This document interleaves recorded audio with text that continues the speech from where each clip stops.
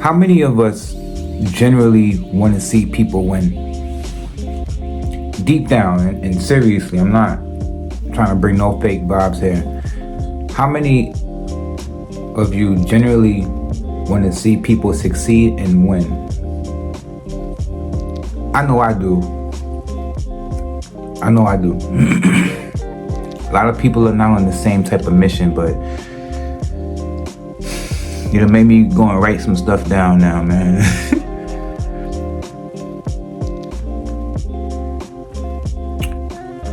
I said, stop explaining yourself to people who are committed to just only misunderstanding you. I mean, every time you turn around, they misunderstanding everything you're saying. They're full out just blatantly disrespecting your existence. How many of you know about these kind of people? They will go and get other people to be against you because of their narrative of the story. Now, I don't have a lot of enemies and shit like that. I'm just saying. And if I do have people that dislike me in the past, it's because I was too raw to them. I was too authentic. That's a fact. And what people would do, they will push you out their life real fast. Outgrowing your friends and family can be really painful. Allow me to explain, excuse me.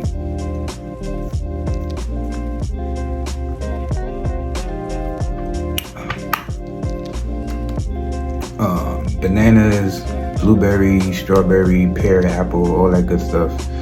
Get yourself a magic bullet. Not that kind of bullet, ladies. Talking about for the smoothie. Yeah, I know. Trust me, I know. But back to the subject. Outgrowing your friends and family can be really, really, really painful. Only because of the simple fact that just like when I was younger, I want to be truthful when I tell this story, because this is what I've collected so far as my life and my lifestyle, since I already told you guys about something similar like this in my past videos. It's like my daily journal, my daily journal, you hear me?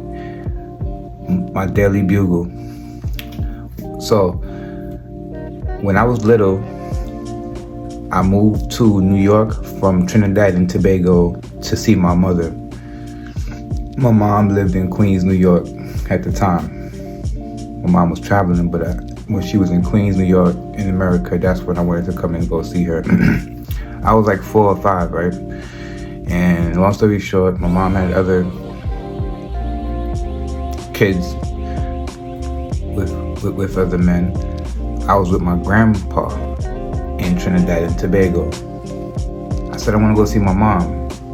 He flew me to go see my mom in New York. And that's when I noticed that life on this planet is real. In Trinidad, I felt like I was in another galaxy because I had it so good.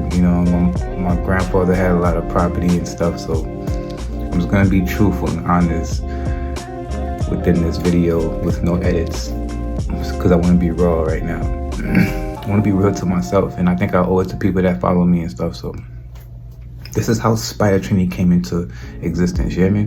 So you're getting the raw, uncut footage.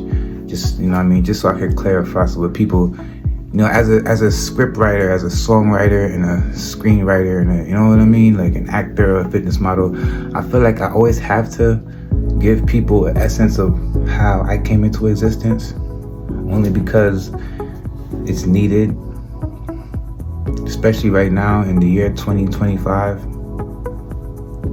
know what I mean? I ain't saying like I'm perfect, but I'm perfect. I don't know where I be getting that shit from, man. But so when I came here, I noticed how poverty was real in Queens and stuff, and cause my grandpa, he had a lot of money over there in Trinidad. It wasn't like American money, but from a foreign person, And I was a kid, so I just seen a house in the yard and animals. To me, I felt like that my grandpa was a king, you know what I mean? And I'm from that, so I knew that since like 3 years old. Like, yeah, yo, I'm about to conquer when I grow up. And they used to tell me things like, "You're gonna do great. You're a good boy," and "Oh, go, you're a good boy. You're gonna do good." And my mom said the same thing. She used to be like, "You're a good boy." And even to the day she passed away, when I was, what was it? I wasn't even a teenager yet. I was only 12 years old, and she had passed away. And when she passed away, I went to the group homes, and then I started meeting a bunch of characters and shit. Went through the city and Long Island. I just been meeting a lot of characters, man. You know what I mean? So I accept people for who they are, and just kept it moving. I'm gonna leave it there at that. I said when I turn 21, I'm gonna move out of here. I'm gonna go to Florida.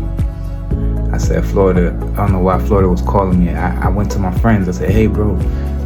So-called friends in New York, if they still have friends back like around the late 2000s. I grew up in the 90s.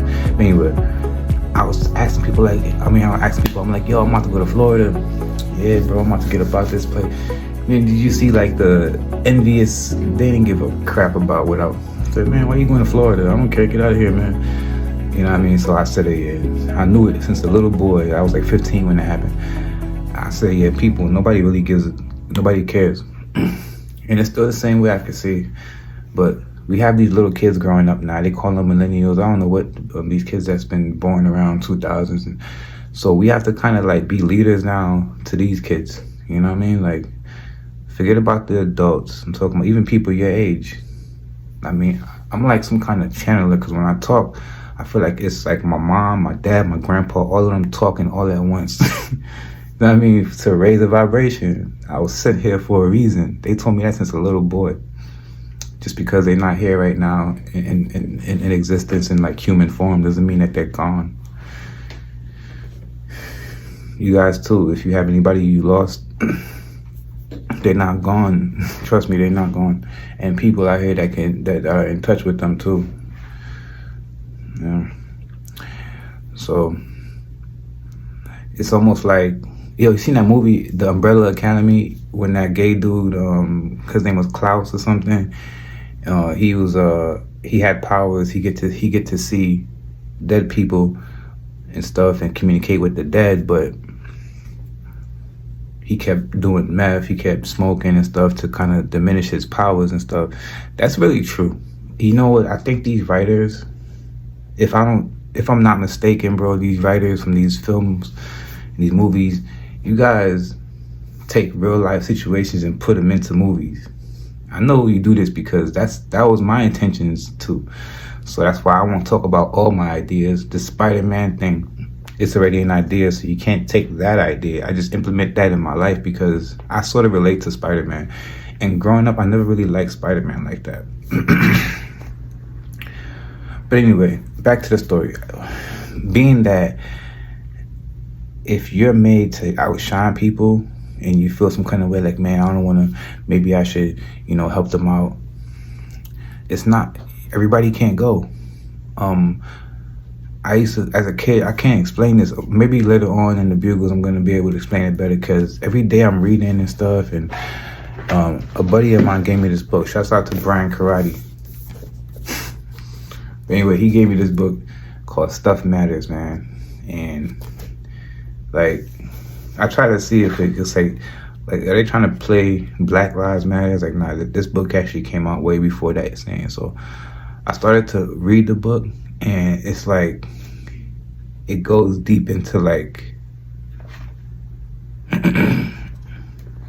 things about we didn't know. And I like to always read about things that I don't know, learn about new things. At one point, I used to wash my hair a lot, like every day. You know what I mean? And I realized that I was like getting like dry scalp, so I stopped washing the hair.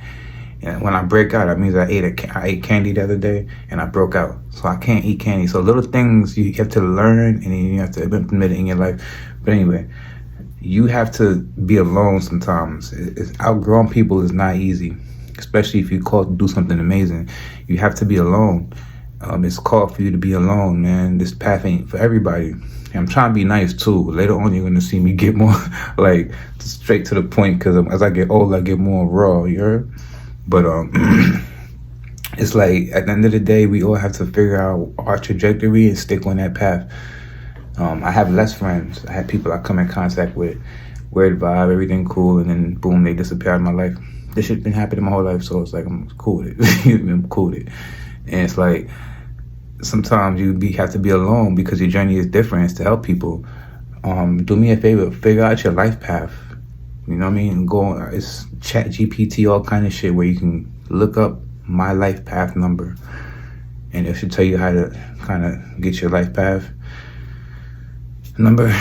Read about those characteristics, because everybody's different, you know, and learn what your trajectory is as far as what you need to do here on this earth. You know what I mean? There's spiritual way of doing things and there's human way of doing things. Like, I'm more on my spiritual side. That's like creativity side. The human side is like more logic. We need to have balance with both. However, there's some that was naturally born spiritual, and then some that's naturally born like straight logical, which is cool. Just find out your number. You know what I mean? Find out your very reason why you're here. You know what I mean? Let me know. Once again, it's by the Trinidadian. I'm gonna keep it under 10 minutes. Peace.